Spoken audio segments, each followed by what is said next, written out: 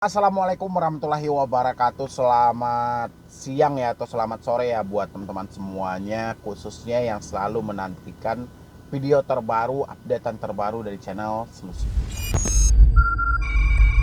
Terima kasih ya buat teman-teman semuanya yang selalu mensupport, mendukung tentang channel Selusi Hutang. Saya ucapkan ribuan terima kasih buat Anda semuanya karena dukungan, supportan, semangat dari Anda yang menjadikan channel ini terus berkembang dan terus berkembang sampai detik ini. Ya, itu semua berkat supportan, semangat, dorongan semuanya lah dari teman-teman semuanya ya, tanpa kecuali. Pokoknya saya ucapkan terima kasih dan terima kasih. Oke, hari ini saya mau menyampaikan kepada Anda, seandainya Indonesia stop bayar pinjol legal dan ilegal ya. Kalau untuk ilegal mungkin pemerintah dari Menko Polhukam pun telah menyampaikan ya, walaupun sedikit bolak-balik. Ada juga yang diwawancarai di TV One, bayar aja pokoknya ya. Ketika Menko untuk jumpa persnya, dia menyampaikan stop aja segala yang berbau dengan pinjol ilegal, baik itu mencicil, membayar, dan bla bla segala macam. Tapi yang jelas kalau untuk pinjol ilegal kita tinggal menstop bayar, sudah disampaikan oleh pemerintah. Pinjol legal, seandainya Indonesia juga stop untuk bayar pinjol legal, tahu nggak Anda apa yang akan terjadi ya? Tapi sebelumnya silahkan disupport dulu channel ini supaya saya makin semangat lagi. Walaupun saat ini ribuan teroran yang masuk ke email, ke Instagram, nggak ada masalah. Nanti kalau saya sudah mentok konten, baru teroran itu yang saya jadikan konten ya. Tapi hari ini saya masih banyak ide-ide untuk memberikan, mohon maaf karena selama ini saya paling malas ya dengan kata seandainya. Tapi saya membayangkan jauh ke depannya, seandainya Indonesia ini benar-benar ya kita rapatkan barisan semuanya. Walaupun saya tahu tidak mudah menyatukan pola pikir yang cukup beragam dan cukup berbeda, tapi saya masih membayangkan seandainya Indonesia ini stop bayar pinjol legal ya, otomatis akan timbul kekacauan demi kekacauan yang terus, kekhawatiran yang terus berasa agak tinggi dari pinjol legal, sehingga pasti mereka akan komplain kepada pemerintah. Dan ketika dia komplain kepada pemerintah, dan pemerintah pun pasti akan melirik ke masyarakat. Kenapa orang-orang semuanya berhenti membayar pinjol legal meskipun itu telah diresmikan oleh otoritas jasa keuangan ya? Barulah permasalahan ini bisa terbongkar satu persatu dan bisa diluruskan. Tapi ini entah bisa nyata sekian tahun ke depan atau hanya cerita yang ada di Solusi Hutang, saya juga nggak tahu ya. Tapi saya memikirkan seandainya semua orang yang terjebak di pinjol legal, mereka sepakat semuanya untuk berhenti tanpa kecuali ya. Mereka berhenti, jangankan berhenti membayar, berhenti aja membayar secara online ya, bukan berhenti membayar permanen, tidak, secara online saja ya. Butuh berapa banyak pinjol-pinjol legal ini menyewa debt collector untuk menjemput tagihan Indonesia dengan jumlah penduduknya 250 juta lebih jiwa ya. Minimal 30% saya yakin Indonesia telah dikuasai oleh pinjol ya. Kalau memang sebenarnya kita bisa sependapat, tapi sayangnya masih banyak praktek-praktek yang dilakukan oleh si debetur. Salah satunya membayar diam-diam melalui virtual account. Kemarin saya juga mendapat laporan, dia telah melakukan pembayaran melalui Kodefa, tapi pembayaran dia tidak masuk dan statusnya di situ masih pending. Dia laporkan ke bank yang bersangkutan, kata bank sudah masuk. Siapa yang harus disalahkan ya? Itu baru satu yang menyampaikan kepada saya. Dan juga ada, bang, saya masih ditagih oleh pinjol, padahal kemarin saya berbicara dengan DC-nya, DC-nya minta perpanjang ya, beri aja dulu berapa yang ada, 200, 150, 300. Sudah diberi, tapi kenyataannya masih juga ditagih dan ditelepon. Berarti sudah 2 orang. Ya. Kayak mana kita mau menyatukan barisan? Ya, kan banyak juga itu yang nyuruh, "Bang, bikin dong Bang petisi online, tanda tangan online bahwa kami tidak menyetujui pinjol legal." Kayak mana kita bisa menyatukan hal itu sementara di belakang kita masih banyak dari teman-teman yang lainnya yang kurang sinkron pemikirannya dalam menangkap suatu solusi, yang kurang tepat pemikirannya dalam mencerna suatu ucapan, sehingga masih melakukan praktek pembayaran online walaupun kena. Itu yang baru ada yang sudah melihat channel saya. Ya. Contoh jumlah subscriber hari ini sekitar 300 ribuan, ya, jumlah subscriber saya. Mungkin sekitar 15% dari subscriber saya saat ini masih melakukan praktek pembayaran secara online walaupun kena tipu. Ya. Melakukan perpanjangan secara online walaupun dibodoh-bodohi. Masih ada. Itu yang ada di dalam subscriber saya aja. Ya. Belum tahu saya di luarnya. Karena media saya cuman kecil. Media saya nggak begitu besar kok. Kalau untuk 300 ribuan, kalau dihitung dengan orang yang terjebak di pinjol, ya, dengan jumlah subscriber di solusi hutang, itu masih 0, sekian. Ya, belum sampai 1%. Masih 0, sekian gitu loh. Karena jutaan, bahkan udah puluhan.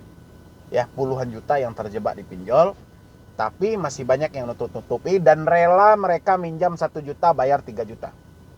Ya. Minjam 2 juta bayar 5 juta. Kayak mana pinjol mau berakhir sementara pinjol masih Anda pupuk diam-diam. Ya. Kayak mana masyarakat yang lainnya bisa tenang sementara masih ada masyarakat yang rela berbagi penghasilan dengan bunga pinjol. Ya. Makanya saya bilang memang sih untuk menstop pinjol se-Indonesia tidak semudah saya mengucapkan, karena kita harus menyatukan pola pikir yang berbeda. Tapi kalau seandainya benar-benar ya, semua yang terjebak saat ini di pinjol, baik itu legal maupun ilegal, dan benar-benar mereka menghentikan pembayaran online, saya yakin semua pemerintah dan lembaga-lembaga terkait akan melirik ke pinjol legal. Ada apa sebenarnya?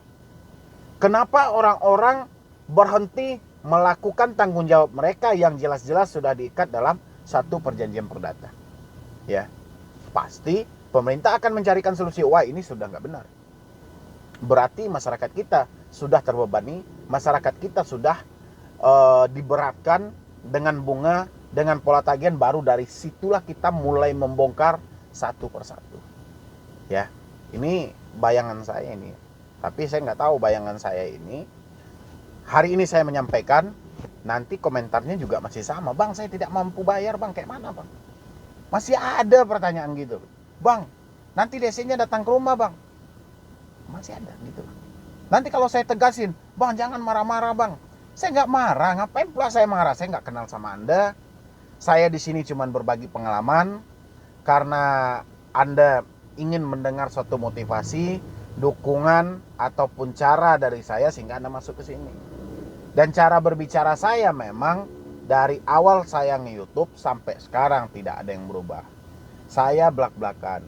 Ya, saya apa adanya. Saya tidak perlu settingan, tidak perlu sandiwara, menggunakan bahasa yang bagus, menggunakan etika yang baik. Tidak, saya ini orang desa, saya ini orang kampung. Dan cara saya berbicara ala kehidupan sehari-hari.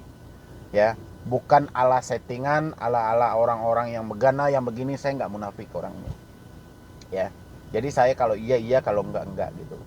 Makanya saya menyampaikan kepada Anda dengan ketegasan yang saya jalani selama ini, ya. Sedangkan sudah seperti itu pun masih ada orang yang tidak mendengarkan, bayangin gitu loh. Apalagi saya berbicara yang entah sampai kapan nyampe ke ujungnya, itu makin bingung lagi. Sedangkan saya sudah tegas aja menyampaikan kepada Anda, masih ada yang bertanya, "Bang, tidak mampu bayar pinjol, bagaimana Bang?" Padahal saya membahas tidak mampu bayar pinjol, stop aja. Kan saya bilang kayak gitu. Ada yang bertanya nanti di kolom komentar. Ya. Kalau Anda nggak percaya, setelah saya ngucapin ini, Anda lihat kolom komentar. Pasti ada yang bertanya, "Bang, saya nggak mampu bayar pinjol Bang." Pasti ada. "Bang, saya terjebak Bang di pinjol ini Bang, pinjam sekian, bayarnya sekian, saya nggak sanggup lagi Bang. Bagaimana tuh Bang? Minta saya solusi Bang." Anda boleh lihat di kolom komentar. Ya. sudah seperti itu saya menyampaikan gitu. Tapi karena ini bagian dari hobi saya, menyalurkan pendapat saya mungkin melalui video dan disambut oleh teman-teman semuanya dengan supportan dan dukungan, sehingga tidak ada kata bosan yang lahir dari hati saya ya. Jadi buat teman-teman semuanya yang bilang, wah mungkin yang baru-baru nengok ya, tapi kalau yang udah lama, Bang Medi memang kayak gitu. Kalau dulu saya nge-YouTube mungkin apa adanya, baju entah kayak mana ya, nggak ada, pokoknya nggak ada saya pikirkan gitu loh. Sementara saya aja nge-YouTube sampai detik ini menggunakan smartphone loh ya. Nggak ada saya dari awal nge-YouTube pakai kamera, mengedit pakai laptop, nggak ada. Saya cuman gunain smartphone ya, cuman itu. Jadi saya bukannya nggak peduli juga ya, bukan, tapi saya selalu menyampaikan yang penting suara dan pesan saya sampai ya, dan gambar saya terlihat jelas oleh Anda, sudah itu aja. Ngapain saya harus gunain kamera yang resolusinya segini, harus edit pakai laptop dengan ruangan yang serba wah, harus begana begini dengan settingan, nggak penting juga, karena yang didengarin orang ucapan bukan layar saya gitu loh ya. Jadi layar saya di belakang pun mau apapun juga orang nggak peduli gitu kan. Yang mereka butuhkan cuman suara dan pesannya dapat ya. Jadi kita balik lagi. Jadi kalau memang seandainya saya ini mempunyai media yang besar ya, sayangnya saya medianya kecil. Subscriber saya baru 300 orang ya, 300.000, mohon maaf ya, 300.000. Mungkin kalau dibandingin dengan jumlah pinjol, jumlah orang yang terjebak di pinjol itu masih 0, sekian. Sementara pinjol dia mampu menerapkan iklan di semua YouTuber yang ada di Indonesia ya. Sementara saya, kalau saya pasang juga iklan di semua YouTuber yang ada di Indonesia, baik itu YouTuber nomor 1 mau YouTuber nomor 2 di Indonesia ini, saya pasang iklan saya semuanya di situ. Jadi saya butuh biaya berapa itu ya. Jadi disitulah kenanya. Makanya saya cuman berharap mudah-mudahan media yang kecil ini mampu menembus ke semua pelosok, walaupun cuman sedikit demi sedikit, tapi suatu saat orang-orang pasti akan terkumpul di sini, dan mereka akan berkumpul di sini dan berjumpa dengan Medi Broni di Solusi Hutang ya. Dan saya berharapnya teman-teman semuanya, kalau memang ini harus diakhiri, coba cerna ucapan saya tadi. Seandainya satu Indonesia kita stop bayar pinjol, kebayang nggak apa yang akan terjadi? Yang akan terjadi itu adalah lirikan dari beberapa lembaga, baik itu pemerintahan maupun lembaga-lembaga jasa keuangan lainnya. Pasti mereka penasaran dan juga mereka pasti akan berlomba-lomba mencarikan solusinya. Kenapa masyarakat semuanya telah berhenti membayar hutang mereka di yang berbasis digital? Baru di situ kita bisa menyampaikan keluh kesah kita, daripada capek-capek kita masuk ke ruang pengaduan OJK yang akhirnya juga disalahkan juga kita. Dan OJK juga menyampaikan bahwa mereka tidak mengatur segi bunga ya dari pinjol. Jadi apapun yang sudah kita setujui itu dianggap sudah sah, kan kampret kalau kayak gitu ya. Jadi buat teman-teman semuanya, support terus channel Solusi Hutang. Semoga channel ini terus berkembang, bisa memberikan semangat, bisa memberikan motivasi buat Anda semuanya. Dan saya pun juga makin gigih lagi dan tidak bosan-bosan lagi memberikan solusi, motivasi, semangat buat Anda semuanya ya.